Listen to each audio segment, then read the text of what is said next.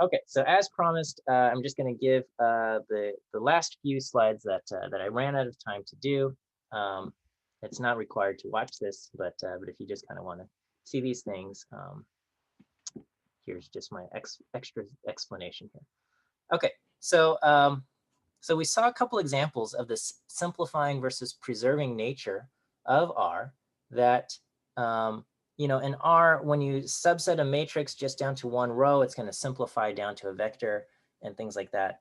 And that's what we mean by simplifying. And in other cases, you know, if you subset a matrix and you want to preserve it as a matrix structure, there are ways to do this. Okay, so one thing, let's just start off with atomic vectors. If you use a single square bracket on a named atomic vector, it's going to keep the name. Whereas if you use a double square bracket, this is technically a simplifying thing, and it's going to drop the names. Okay, this is kind of like trivial here. If you use the single square bracket here on a list, it's going to preserve the structure, and it's going to remain a list. Whereas if you use a double square bracket on the list, it's going to extract that element and simplify it down to just whatever vector it is. The command drop equals true or false is often how we specify or deliberately specify whether we want to simplify or not simplify something. And this is a little strange that you put the option drop equals true inside the square brackets that you use for like subsetting itself. Okay, so we often think of putting a comma in here as like designating whether I want rows or something, but you can actually put in optional arguments as far as the subsetting operator goes. So here, if you have a factor, and if you just say I want the first element in my factor, it's going to preserve all of the levels that were present in the original factor. But if you subset the factor with, and you put in this option, comma, drop equals true, it's going to drop any levels that no longer appear in the factor after the subsetting operation. This is probably the most important as far as simplifying versus preserving as far as things go, is the matrix. Okay, so in general, when you subset a matrix, so this is just a matrix, a 2x2 matrix, 1, 2, 3, 4. Okay, it's a 2x2 matrix. This is gonna be your use case 90% of the time. Okay, when you subset a matrix down to like the first row, it's going to simplify down to an atomic vector, and you're going to get an atomic vector with values 1 and 3 in it. Okay, and this is probably good enough for most of your cases. But sometimes you want to actually say, I want to keep it as a matrix, right? So you start off with a 2x2 matrix and you say, I want the first row only, and I want it to remain a 1x2 matrix. Okay, I only want to keep the first row of this matrix, and I want it to stay a matrix. And so what you do is you subset the matrix saying, I want the first row, I want, and you need to put in the comma space here to say, I want all of the columns. And then after the comma space, you put a comma and you say drop equals false. Okay, and so this feels a little weird because you're like, I'm putting in an extra comma here, but it's important. You're saying, I want the first row, all of the columns, and then you're going to say drop equals false. And when you do drop equals false, it will preserve the matrix structure of this thing. Okay, so by default, it would simplify this down to a vector of length 2, you know, with elements 1 and 3. But here it's going to preserve it as a matrix, and it's going to be a matrix with 1 row and 2 columns. This is probably the most important use case of the simplifying versus preserving. And you achieve it using this slightly odd looking subsetting operation, okay? Because most of the time we're just used to providing 1 comma and a space to say I want all the columns. But here you're going to do 1 comma space comma drop equals false. Okay. And as far as data frames go, I think this is not surprising because the single square bracket data frame is a list, and it's going to single square bracket preserves it as a list. Double square bracket extracts out the elements of a list. So single square bracket keeps it as a list. Double square bracket will return a vector. And again, if if you're selecting more than 1 column, of course, it's going to return back a data frame. If you select more than one row, it's going to return back a data frame. It has to preserve that structure. It can't simplify down to a thing, a simpler structure. Okay, even you might think like, well, if I only keep columns that are like integer types or something, can it simplify down to a matrix of integer type? No, it's going to preserve it as a data frame. All right, here's a couple examples of just like common mistakes people make as far as subsetting goes.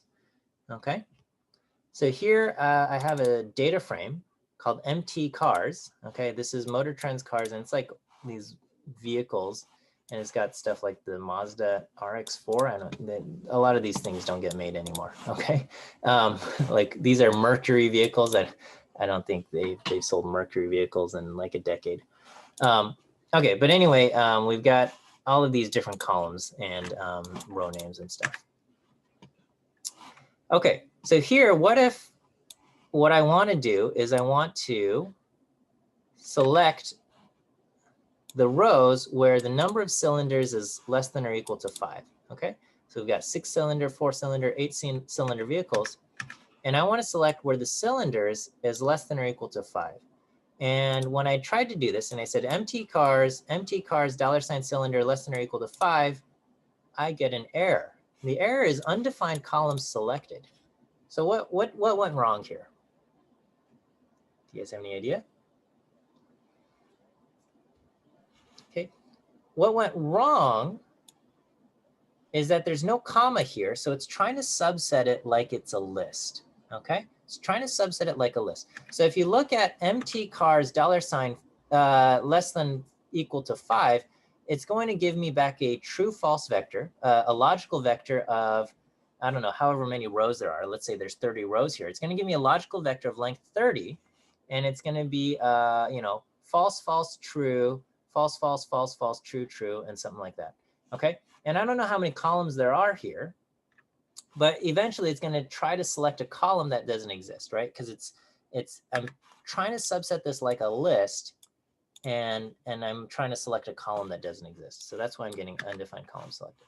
So what I need to do is I need to subset it like it were a matrix, and I put in this comma space here. Okay, comma space will then select only the rows where this thing is true, and that's going to give me all of the cylinders, you know, 5 and under. Okay. All right, here I'm saying I want the number of cylinders equal to 4 or 6. But then when I look at the results, okay, I got the 6 cylinders, the 4 cylinders, but I still have the 8-cylinder vehicles here. So why am I still getting the 8-cylinder vehicles here?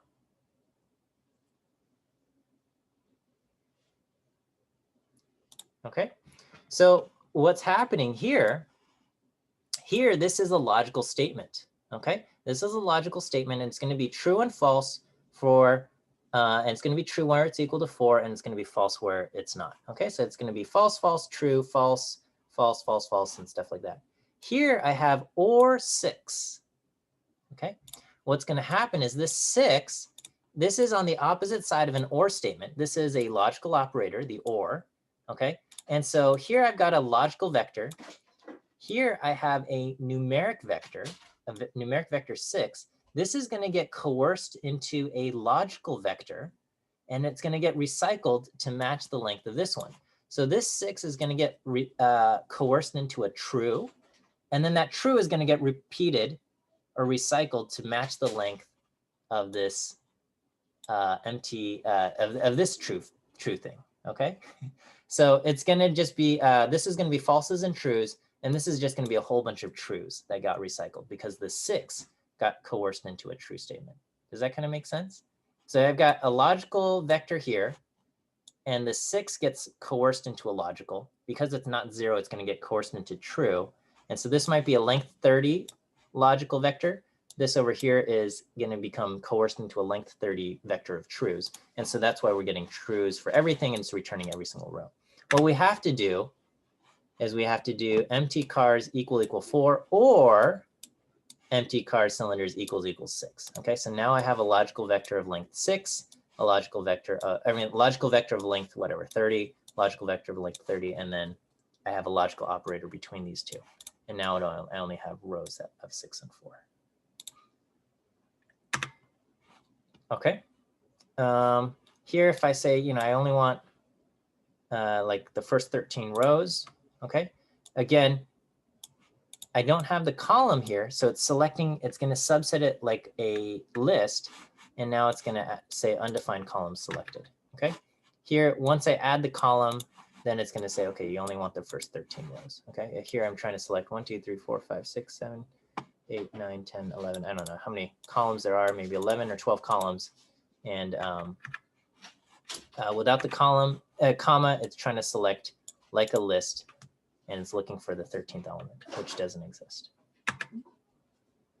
Okay, that's it. That's the, I guess, the supplemental part for this thing. Thanks for sticking around for those of you who are, and thanks for those of you who did choose to watch the supplemental video here. Okay, we'll end here.